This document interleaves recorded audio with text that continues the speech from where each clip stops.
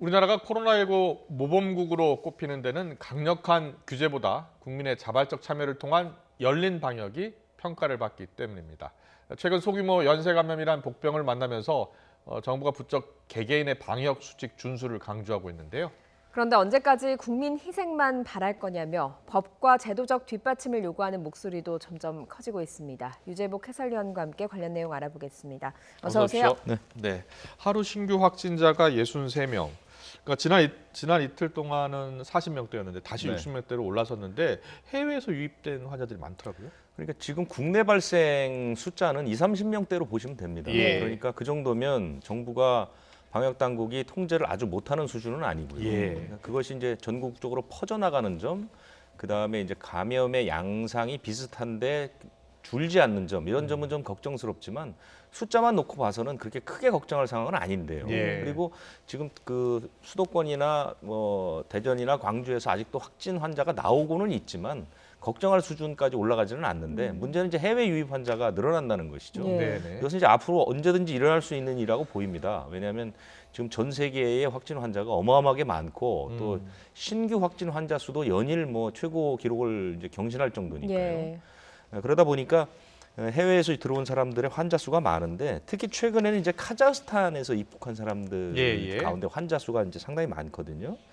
그러니까 지난달 말부터 늘기 시작해서 지난달 마지막 주가 일주일이 25명, 네. 지난주 그러니까 7월 1일부터 7일까지가 53명이거든요. 그런데 특히 이제 어제가 13명, 오늘은 33명이 해외 유입 환자인데 15명 이렇게 나오고 있거든요. 예.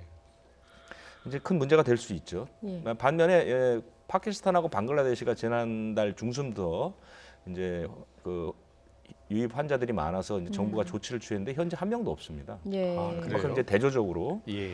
보여지고 있는 건데요. 이유는 지난 6월에 우리나라와 카자흐스탄 사이에 항공편이 재개가 됐습니다. 그래서 예.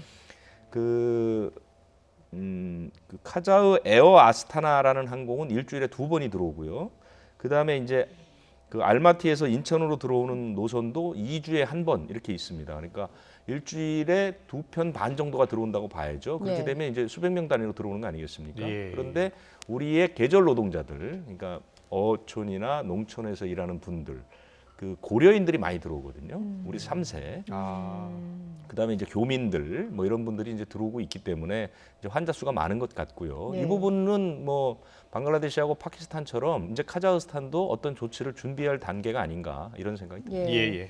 국내 그 지역 발생을 보면 방문 판매 업체에서 시작돼서 퍼지는 양상과 교회에서 또 감염이 시작돼서 퍼지는 양상으로 바뀌고 있지 않습니까? 네네. 그런데 이 교회 감염이 대부분이었는데 성당에서도 처음으로 확진자가 나왔다고 하더라고요. 그러니까 기독교에서 환자가 처음 난 건 아니고요. 지난 2월에 이스라엘 성지순례 갔던 그 안동교구 신자들 예. 17명 감염된 사례가 예. 있었죠. 그래서 이제 첫 번째는 아니지만 어쨌든 성당에서 8명이 확진이 됐습니다. 교인이 6명, 예. 그 교인의 가족이 2명 이렇게 됐는데 그 첫 환자는 지난 2일에 이 교인인데요. 이 교인이 이제 미사에 참석을 하고 확진 받았는데 딸과 손녀도 확진을 받았습니다. 예. 그런데 그 교인 5명이 추가 감염이 됐거든요. 예. 그래서 이제 감염은 계속 늘어나는 그런 상황이고 이 성당은 등록된 교인이 한 4,200명 정도 되고요. 예. 그 당시에 참석했던 사람들하고 해서 한 500명 정도 검사를 받고 있는데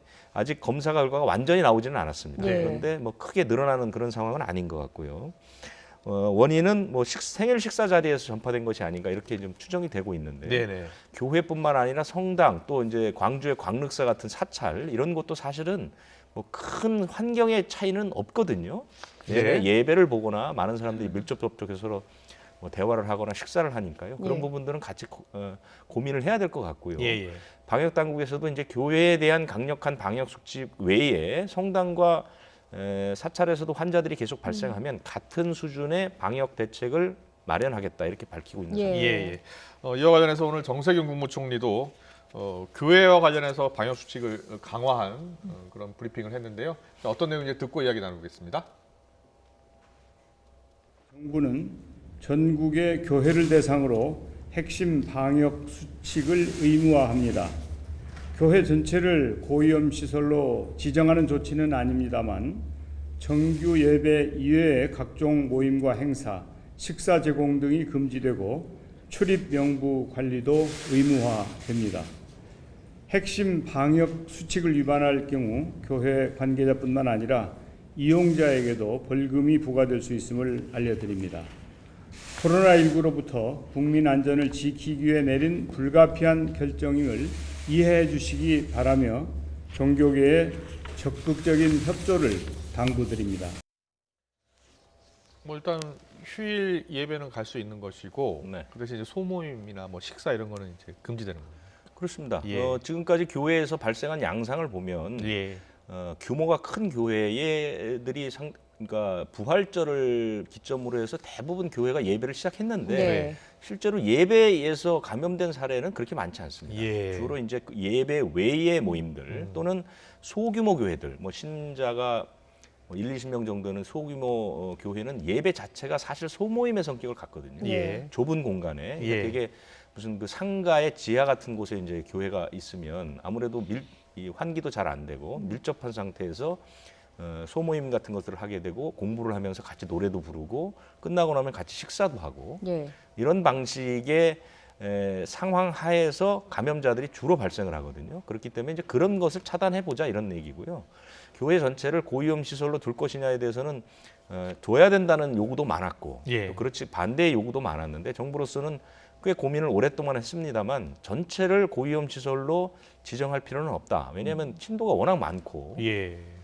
그분들이 예배 자체를 못 본다는 것은 사실은 좀 문제가 될 수 있는 소지들이 있기 때문에 그런 예. 것이고요. 예. 그래서 소모임이나 찬송가를 부르거나 뭐 식사를 하거나 이런 것들은 좀 하지 않도록 하고 그다음에 이제 QR 코드를 기반으로 하는 전자출입 명부도 다 갖추게 하고 이런 예. 식으로 하고 이제 벌칙 조항까지 두어서 예. 단 교회뿐만 아니라 참석한 신도도 수칙을 어기면 처벌을 받을 수 있는 그 조항을 좀 강화했습니다. 예. 예.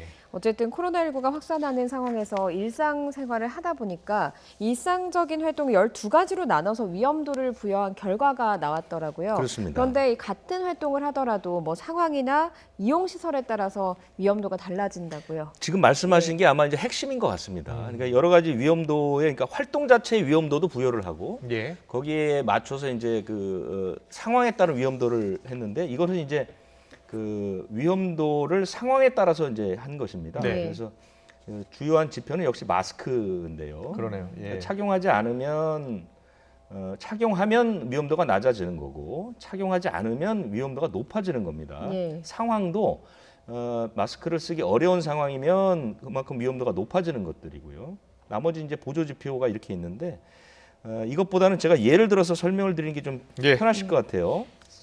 종교 활동, 네. 종교 활동은 위험도가 중간입니다. 활동만 놓고 봐서는 위험도가 중간인데 마스크를 착용하거나 거리를 두거나 노래 부르거나 악수하거나 식사를 자제하면 위험도가 중간이라는 수준입니다. 예. 그리고 공간이 밀폐되어 있거나 마스크를 쓰지 않았거나 노래를 불렀거나 식사를 같이 하게 되면 위험도가 높음으로 올라가게 되는 거죠. 예. 그러니까 원래 그 상황, 그 장소 자체, 생활 자체, 활동 자체는 중간 정도의 위험인데 예. 방역 수칙을 지키지 않으면 위험도가 높게 올라간다는 그런 얘기입니다. 네. 예. 그러니까 뭐 예를 들어서 그 식당이 됐든 어디가 됐든 그 안에서 활동이 높고 그리고 뭐 마스크를 안 쓰고 뭐 노래를 하거나 밥을 먹거나 이러면은 당연히 이제 위험도가 높아지는 그렇습니다. 거죠. 그러니까 예. 장소 자체, 활동 자체로도의 위험도가 있는 것이고 예. 그 위험도 아래에서 방역 수칙을 지켰는지 안 지키느냐에 따라서 위험도가 올라가거나 내려갈 수 있다는 얘기죠. 네. 네. 그래서 한 가지만 더 소개를 좀 해드리고 싶은데요. 네네. 쇼핑이 있습니다. 쇼핑. 예.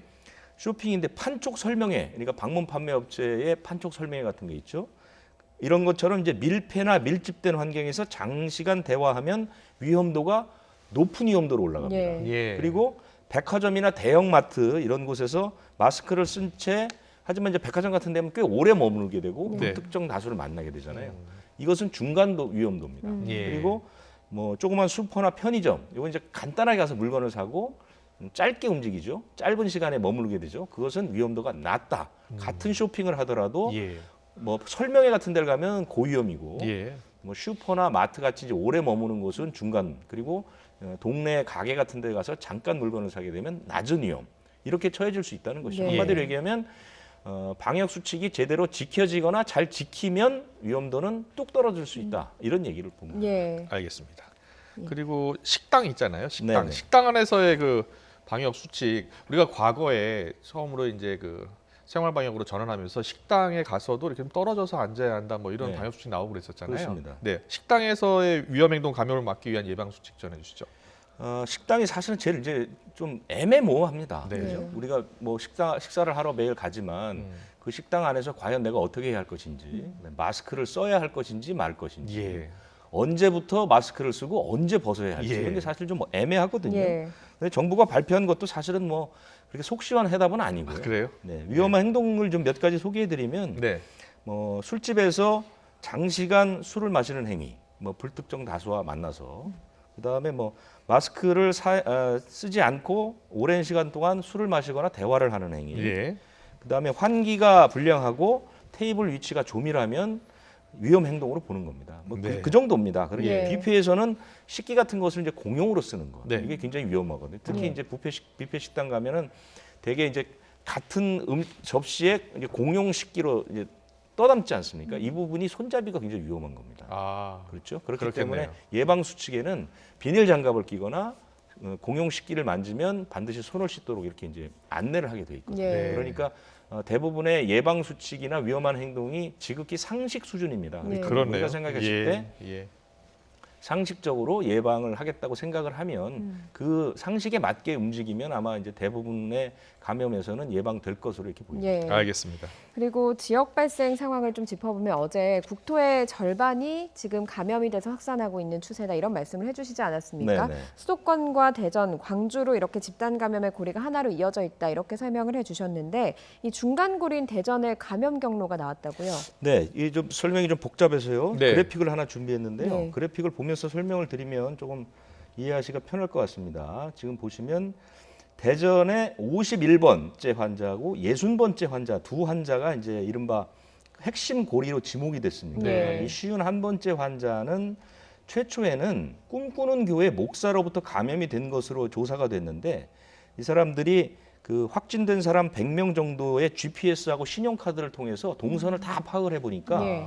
이 51번째 환자가 광명에 가서 그 확진자하고 접촉을 했고 그다음에 그 서울 한영 캐슬시티라는 데서 리치웨이 감염자를 만났습니다. 네. 이것이 이제 6월 초중순입니다.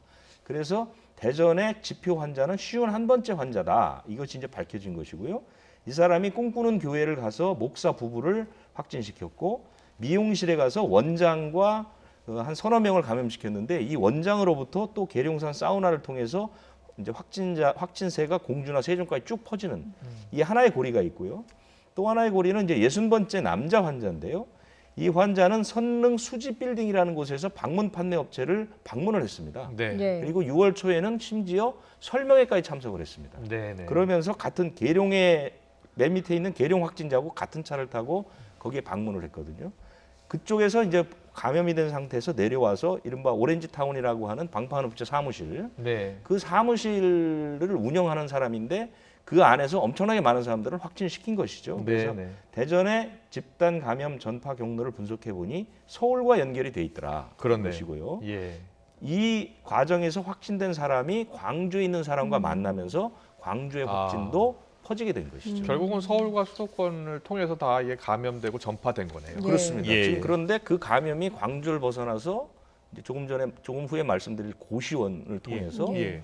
이제 전라남도 쪽으로 퍼지는 양상을 보이고 있어요. 전라남도는 고시원을 통해서 감염된 거예요? 전라남도의 그 목포 예. 최초에 이제 광주 자매의 언니도 있었지만 예. 그 확진자들이 퍼지지는 않고 있습니다. 예. 산발적으로만 발생이 되고 아. 있는데 말씀 나온 김에 이제 고시원 한번 말씀을 말씀해 주세요. 드리면 이 고시는 그 광주에 있는 그 고시학원인데요. 네. 이게 이제 공인중개사나 뭐 주택관리사 이런 것을 공부하는 데라서 아. 수강생이 대부분 40대에서 60대 중장년입니다. 예. 그런데 문제는 이 학원에 다니는 수강생 가운데 많은 사람이 전라남도에서 오는 사람들입니다.